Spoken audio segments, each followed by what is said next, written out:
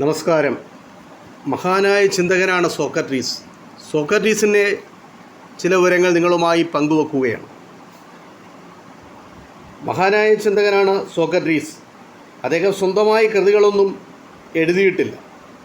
അദ്ദേഹത്തിൻ്റെ ശിഷ്യനാണ് പ്രസിദ്ധ ചിന്തകനായ പ്ലേറ്റോ. മറ്റുള്ളവരുടെ, പ്രത്യേകിച്ച് പ്ലേറ്റോയുടെ കൃതികളിലൂടെയാണ് സോക്രട്ടീസിനെ നമുക്കറിയുവാൻ കഴിയുന്നത്. സോക്രട്ടീസിൻ്റെ കാഴ്ചകളെപ്പറ്റി നമുക്ക് കൂടുതൽ വിവരങ്ങൾ കിട്ടുന്നത് പ്ലേറ്റോയുടെ കൃതികളിലൂടെയാണ്. തുറന്ന മനസ്സോടെ ചുറ്റും കാണുന്ന എന്തിനേയും ചോദ്യം ചെയ്യുക, അതിലൂടെ അറിവ് നേടുക എന്നതായിരുന്നു സോക്രട്ടീസിൻ്റെ രീതി. വിജ്ഞാനത്തിൽ നിന്ന് മാത്രമേ നന്മയുണ്ടാവുകയുള്ളൂ എന്നും മനുഷ്യർ വ്യക്തമായി സ്വയം അറിഞ്ഞിരിക്കണമെന്നും അദ്ദേഹം വിശ്വസിച്ചു.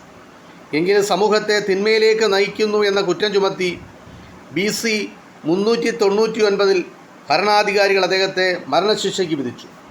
ജീവിതത്തെ നേരിട്ടതുപോലെ തന്നെ അല്പവും പതറാതെ അദ്ദേഹം മരണത്തെ സ്വീകരിച്ചു. എന്തിനേയും ചോദ്യം ചെയ്യുന്ന സ്വഭാവം കാരണം വളരെ കുറച്ച് സുഹൃത്തുക്കൾ മാത്രമേ സോക്രട്ടീസിനുണ്ടായിരുന്നുള്ളൂ.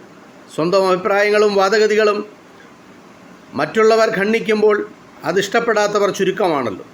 തന്മൂലം വളരെയേറെ ശത്രുക്കൾ സോക്രട്ടീസിനുണ്ടായി. അതുകൊണ്ടാണ് സോക്രട്ടീസിന് വിഷം കഴിച്ച് മരിക്കുവാനുള്ള ആ ദുർവിധി നേരിടേണ്ടി വന്നത്.